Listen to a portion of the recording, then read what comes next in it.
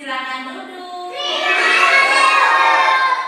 Oke, baik anak-anak kelas 1, sebelum kita belajar, kita terlebih dahulu membuat keyakinan kelas. Kita membuat apa? Keyakinan kelas. Ya. Keyakinan kelas itu berarti semua sikap, perbuatan, perilaku, tutur kata kita yang baik, kira di hati ibu.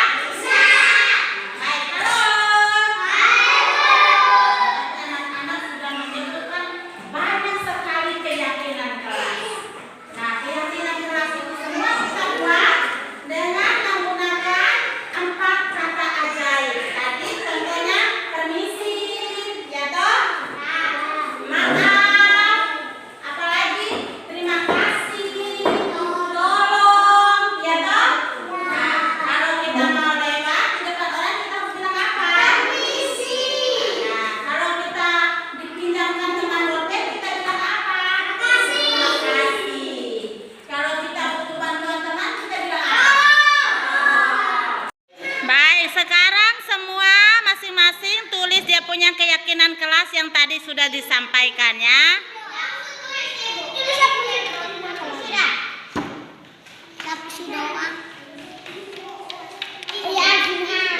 Alvin, kau punya apa tadi? Hah? Apa? Tidak boleh nakal ya, ditulis ya. Doa. Iya, harus berdoa. Jaga kebersihan. Jaga kebersihan. Ditulis semua ya. Tadi anak-anak sudah menuliskan banyak sekali keyakinan kelas. Semua sudah tempel di depan toh? Ya. Dengan kertas warna-warni. Nah, Ibu baca ulang semua keyakinan kelas yang sudah ditulis anak-anak ya. Nah, ada salam guru, saling sayang, berdoa, senyum, tertib, tenang, berbagi, tolong menolong, santun, sayang teman, izin, saling menghargai, tidak nakal, menjaga kebersihan, sopan, cinta. Wih, terlalu banyak ya. Semua yang sudah kita tulis ini, dengar baik-baik. Semua yang sudah kita tulis ini kita harus laksanakan. Kita harus apa?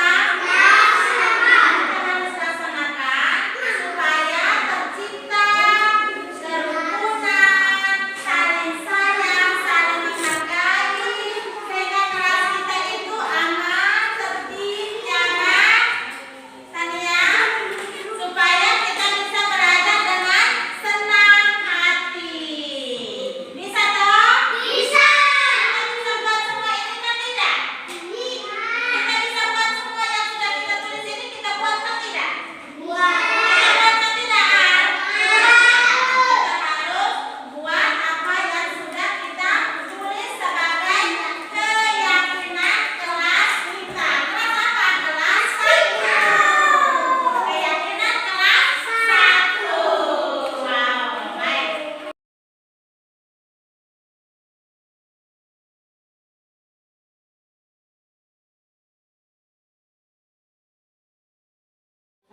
Pentingnya budaya positif di sekolah. Hari Kamis tanggal 19 Oktober 2023 segera kita mulai. Yang terhormat Bapak Kepala SD Impresi, yang saya cintai, rekan-rekan guru, singkatnya kita semua yang hadir di sini yang saya kasihi. Pertama-tama patut kita panjatkan puji dan syukur kehadirat Tuhan karena atas kasih-Nya yang begitu besar kepada kita, sehingga pada pagi hari yang cerah ini kita masih berkumpul di SD Impresi ini dalam keadaan sehat dan sehat walafiat. Hari ini kita akan berbicara sedikit tentang budaya positif. Apa itu budaya positif? Sebentar kita akan berbicara bersama, kita akan belajar bersama sehingga kita bisa terapkan di sekolah kita ini demi anak-anak didik kita ke depan yang lebih baik. Baik, adapun susunan acara kita pada hari ini pembuka, yang kedua sepatah dua kata dari Bapak Kepala SD Impresi, yang ketiga berbagi materi budaya positif oleh calon guru penggerak, yang keempat diskusi, yang kelima refleksi, yang keenam penguatan dari Bapak Kepala, dan yang terakhir penutup. Yang saya hormati teman-teman guru,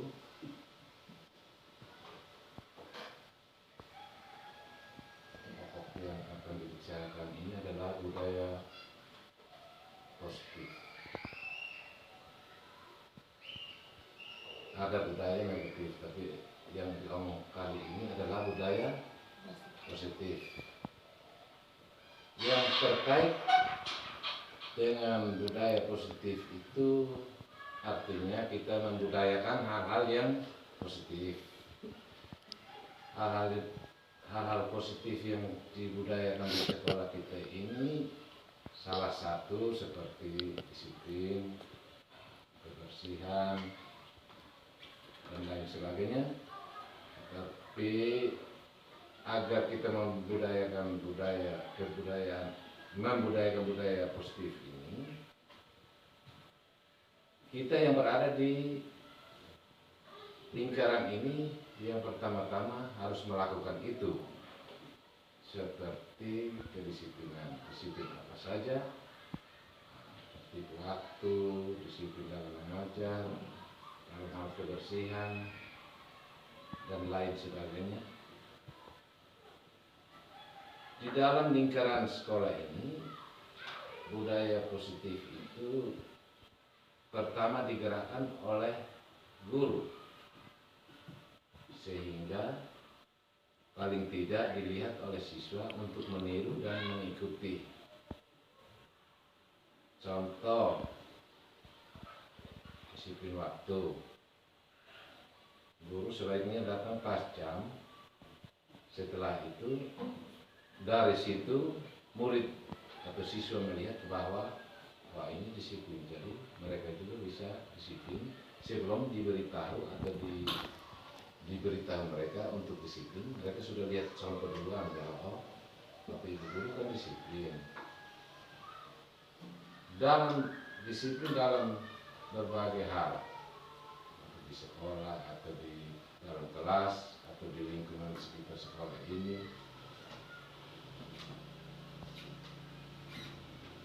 Jadi untuk membudayakan disiplin atau positif, hal-hal positif itu, pertama kita guru yang lebih dahulu melakukan hal itu.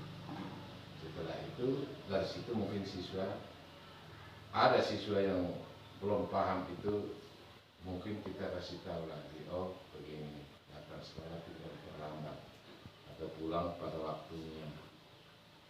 Saya kira demikian beberapa hal yang kita akan bicarakan hari ini. Selanjutnya saya kembali.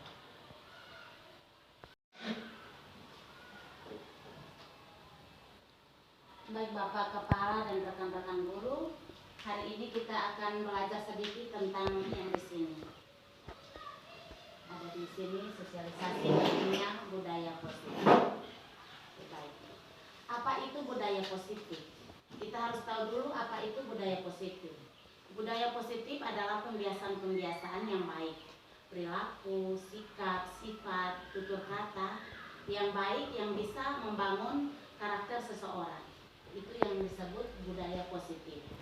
Nah, budaya positif di sekolah berarti semua pembiasaan baik yang ada di sekolah dari setiap warga sekolah.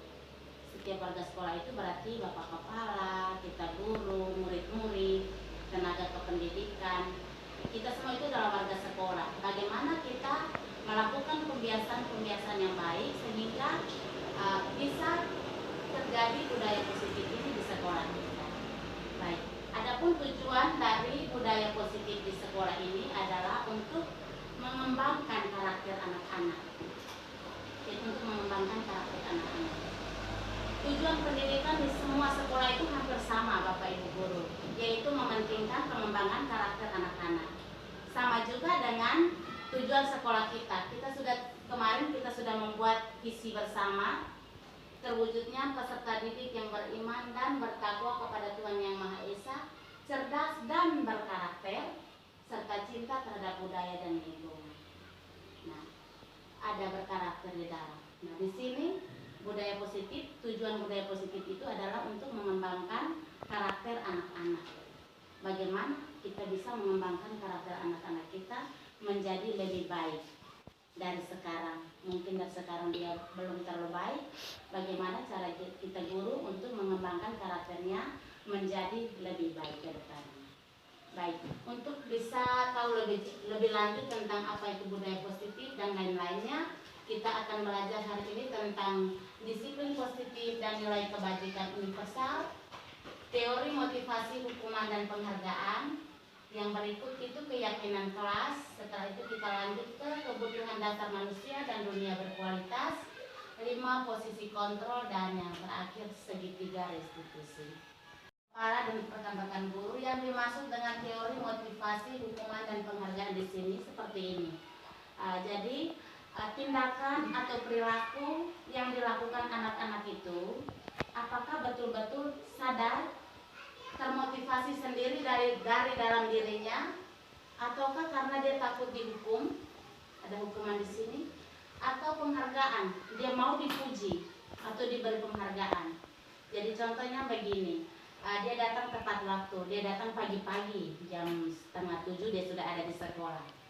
Itu betul-betul dia sadar, termotivasi dari intrinsiknya, dari dalam dirinya, atau dia bilang saya harus pergi cepat, nanti Pak Bertus pukul saya, contohnya begitu. Atau Ibu Sela marah saya kalau saya terlambat. Atau oh saya harus datang ke sekolah cepat karena nanti Ibu Meti kasih saya hadiah, atau saya dipuji di depan teman. Nah, itu yang inti dari teori motivasi, hukuman, dan penghargaan.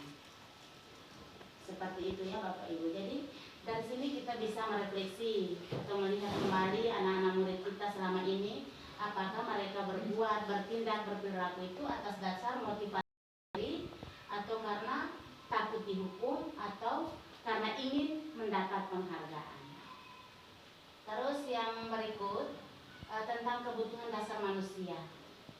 Nah, baik Bapak Ibu guru, Bapak kepala sekolah, setiap perilaku seseorang itu punya tujuan. Entah itu perilaku positif atau perilaku negatif, semua itu punya tujuan. Nah, tujuannya adalah untuk memenuhi kebutuhan dasarnya, kebutuhan dasar manusia. Kebutuhan dasar manusia itu seperti kebutuhan akan makan minum, kebutuhan akan kebebasan, kebutuhan diterima dan disayang, kesenangan, penguasaan. Nah, saya kasih contoh satu.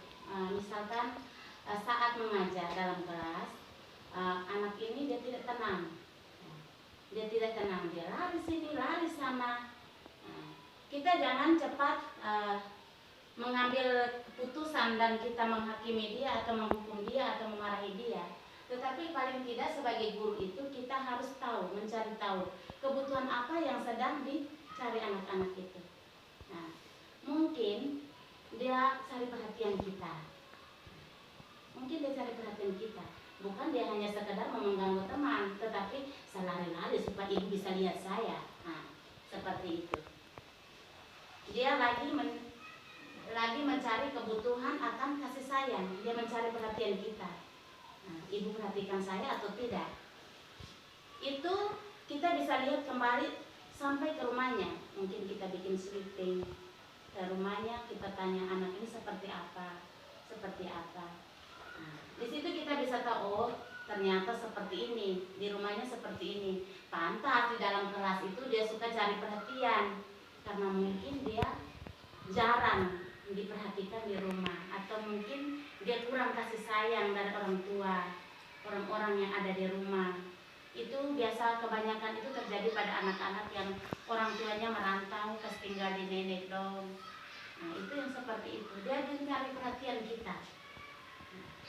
Dia sementara ingin memenuhi kebutuhan dasarnya, yaitu tadi ingin disayang, ingin diterima. Seperti itu. Atau mungkin dia cari kebebasan, karena di rumah dia tidak bebas.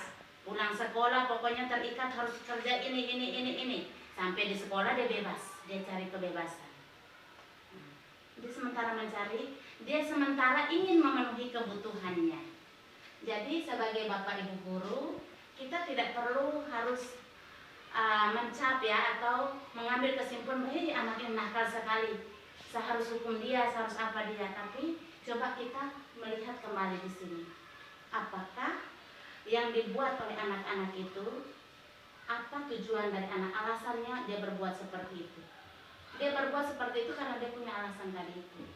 Maka tadi saya bilang, semua perilaku itu punya alasan, punya tujuan, baik itu perilaku negatif atau perilaku positif. Jadi kita jangan cepat untuk mengambil kesimpulan bahwa dia itu tidak baik karena dia berperilaku negatif. Tetapi mungkin dia berperilaku negatif karena dia punya alasan tertentu. Seperti itu ya Bapak Ibu Guru. Baik. Nah, kita lanjut ke keyakinan kelas ini. Keyakinan kelas. Nah, keyakinan kelas, kalau dulu kita kenal dengan peraturan kelas. Kita pernah buat peraturan kelas ya dulu-dulunya.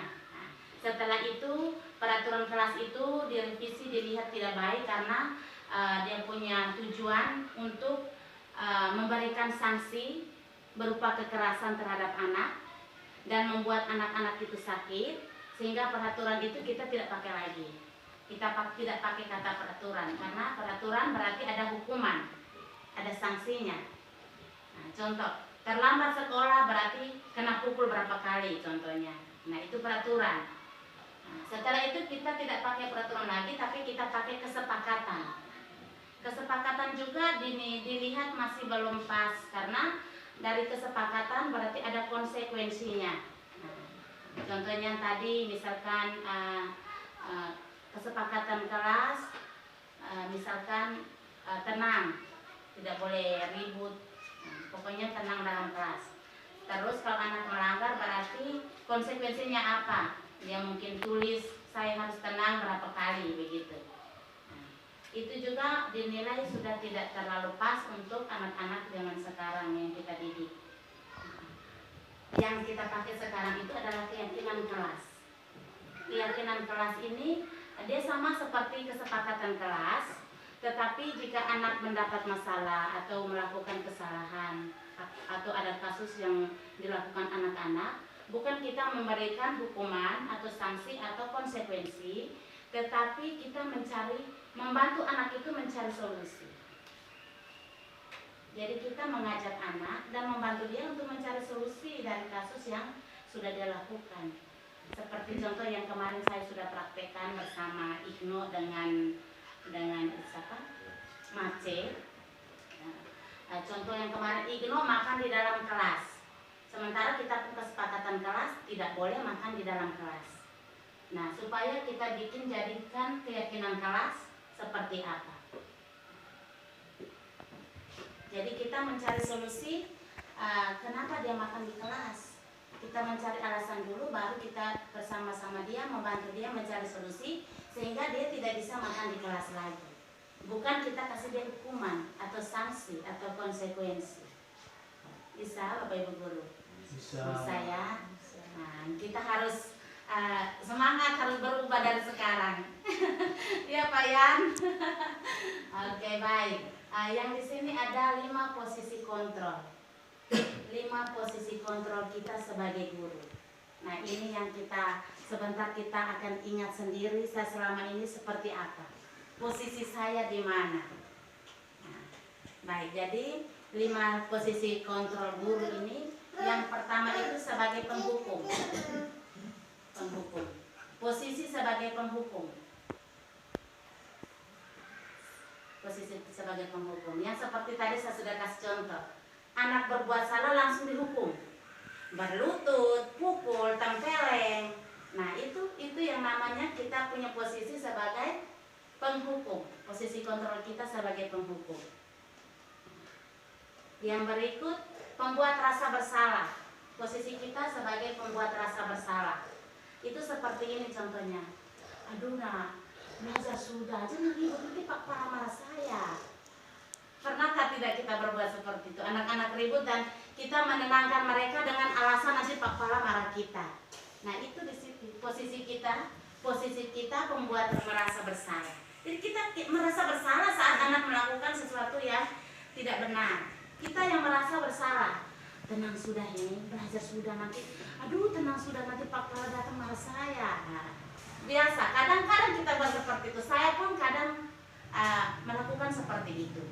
Tetapi mungkin setelah kita belajar hari ini kita bisa berubah seperti itu. Yang berikut posisi kontrol kita sebagai teman. Sebagai teman ini juga baik. Misalkan anak selalu datang terlambat atau apa, kita bujuk dia baik-baik. Sudah jangan datang terlambat lagi ya. Pokoknya anggap dia sebagai teman. Kadang seperti kita bermain di sekolah, di rumah tidak ada teman. Pokoknya dengan cara bahasa-bahasa kita yang kita mengajak dia sebagai temannya dia, sehingga dia merasa bahwa kita itu bukan seseorang dewasa yang mau menghakimi atau menghukum dia, tetapi dia menganggap kita itu sebagai teman. Yang berikut posisi kontrol kita sebagai pemantau. Pemantau itu berarti kita melihat peraturan dan memantau anak-anak. Apakah ini hari dia tertib atau tidak? Apakah dia hari ini berseragam pas atau tidak? ini hari seragam merah putih, kenapa dia pakai merah hijau, putih hijau contohnya. Kita memantau berarti kita melihat, memantau dari segi peraturan. Nah, peraturannya ini, terus dia pakainya ini pas atau tidak, dia sesuai dengan peraturan ini atau tidak. Kita pantau dan kemudian nanti akan menuju sebagai penghukum, karena setelah kita pantau dia tidak pas, akhirnya posisi kita sudah ganti jadi penghukum, kita mulai menghukum atau memberikan sanksi. Dan yang terakhir, posisi kontrol kita sebagai manajer. Kita juga dituntut sebagai manajer, di mana posisi kontrol kita itu tidak sesuai dengan yang 4 tadi, tetapi kita harus lebih baik. Itu maksudnya jika anak berbuat salah, kita mencari solusi bersamanya. Bukan kita menghakimi atau kita memberi sanksi atau konsekuensi. Tetapi yang tadi saya sudah bilang di keyakinan kelas, kita sama-sama membantu dia mencari solusi. Itu di posisi kita sebagai manajer. Kita bisa mengatakan kepada dia, kenapa terlambat. Nah, setelah itu mungkin dia ada alasan, kita terima alasannya. Jangan kita dia punya alasan itu kita tidak terima dan kau tetap salah saja, kau harus dihukum. Jadi yang dituntut sekarang sebagai seorang guru itu adalah posisi kita sebagai posisi kontrol kita sebagai manajer. Nanti seperti apa sebagai manajer itu nanti kita akan lihat di segitiga restitusi ini. Baik, di segitiga restitusi ini, restitusi peraturan, tadi kita sudah bilang peraturan, kesepakatan, restitusi. Restitusi itu yang nanti kita buat dengan keyakinan kelas itu. Restitusi itu berarti mencari solusi untuk mengembalikan anak-anak yang sudah bersalah ke kelompoknya dengan karakter yang lebih kuat. Jadi bukan kita membuat dia semakin jatuh dan tidak percaya diri lagi, tetapi kita harus membuat dia semakin kuat karakternya. Jadi dari perilaku yang salah, kita bagaimana cara kita supaya dia bisa kembali ke karakternya yang lebih kuat lagi, yang baik. Seperti itu ya. Baik. Di segitiga restitusi ini ada 3 tahapan yang kita lewati sebagai seorang manajer. Yang tadi itu di posisi kontrol kita sebagai seorang manajer, kita melewati 3 tahapan restitusi. Yang pertama itu kita menstabilkan identitas. Kita menstabilkan identitas ini contohnya anak berbuat salah. Anak berbuat salah, bukan kita tadi kalau dihukum kan kita langsung menghukum dia. Tetapi kalau di restitusi, kalau anak berbuat salah, kita menstabilkan supaya dia jangan takut kepada kita. Ibu juga pernah berbuat salah. Nah, ibu berbuat salah karena ibu punya alasan. Nah, pasti anak juga berbuat salah karena punya alasan. Toh kita tanya dia seperti itu. Jadi kita menstabilkan supaya dia jangan merasa takut dengan kita. Jangan kita langsung menghakimi dia. Nah, terus setelah kita menstabilkan masalah, kita validasi tindakan yang salah. Kita tanya dia, contoh, apakah makan di kelas itu sesuai dengan keyakinan kelas? Misalkan anak berbuat salah makan di kelas ya. Apakah kita berbuat salah makan di kelas itu sesuai dengan keyakinan kelas? Pasti dia bilang tidak. Perbuatan makan di kelas itu baik atau salah, benar atau salah? Pasti dia jawab salah. Iya. Dari salah itu kita menuju ke tahapan yang berikut, yaitu menanyakan keyakinan kelas. Nah, contoh kemarin saya buat, Igno, makan di kelas itu perbuatan yang salah atau benar? Benar salah, Ibu. Nah, kalau Igno bilang perbuatan salah, apakah makan di kelas itu sesuai dengan keyakinan kelas kita atau tidak? Nah, tidak. Pasti dia jawab tidak, karena memang keyakinan kelas tidak boleh makan di kelas. Nah, setelah kita menanyakan keyakinan kelas, kita dengan dia, membantu dia mencari solusi. Kenapa Igno makan di kelas? Nah, pasti dia jawab, tadi pagi saya tidak sarapan, Ibu. Pasti jawabannya begitu, maka dia lapar sehingga dia makan di kelas. Setelah itu, kenapa Igno tidak sarapan? Kita harus cari tahu begitu terus. Kenapa Igno tidak sarapan? Saya takut terlambat ke sekolah, Bu. Nah, mungkin dia takut dia makan lama dan dia terlambat ke sekolah.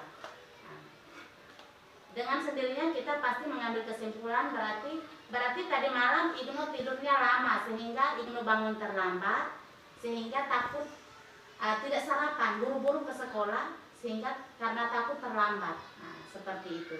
Jadi dari situ kita mencari solusi buat anak-anak bahwa malam itu kita harus tidur lebih awal. Kita tidur lebih awal, kita juga bangun lebih awal, dan kita ada waktu untuk sarapan sehingga kita tidak terlambat ke sekolah. Nah dari situ karena sudah sarapan, sudah tentu anak tidak makan di dalam kelas lagi. Nah itu yang segitiga restitusi itu. Jadi ada 3 tahapan untuk kita membawa anak-anak itu kembali ke kelompoknya dengan karakter yang lebih kuat. Seperti itu ya Bapak Ibu. Separuh belum akan seperti keyakinan kelas ini yang dulu kita kenal dengan peraturan dalam kelas, sebaiknya ditulis, dirincikan untuk kita pakai.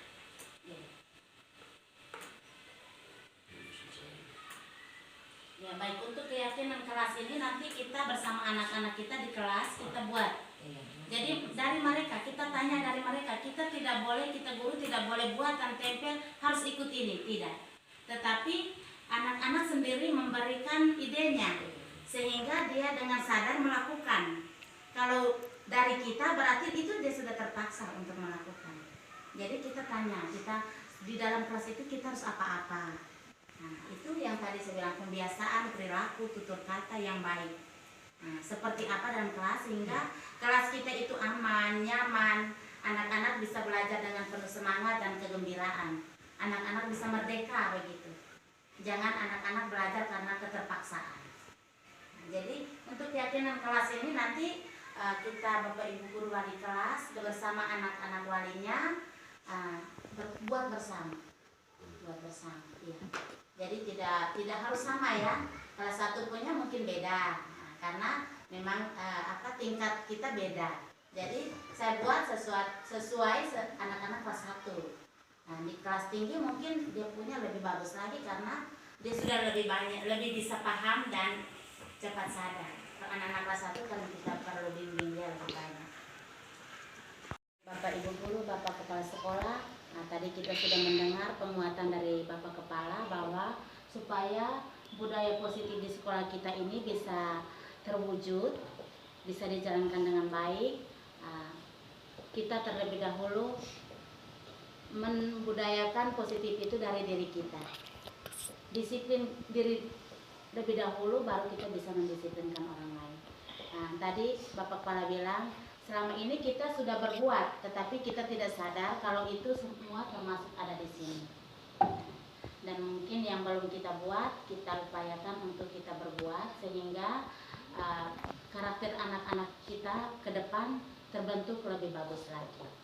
Nah, jadi harapan saya setelah belajar bersama teman-teman di pendidikan guru penggerak dan saya bisa berbagi materi hari ini, harapan saya bahwa sekolah kita, semua warga di sekolah kita ini bisa menerapkan budaya positif sehingga bisa mengembangkan karakter-karakter anak yang lebih baik lagi ke depan. Terima kasih, salam dan bahagia untuk kita semua.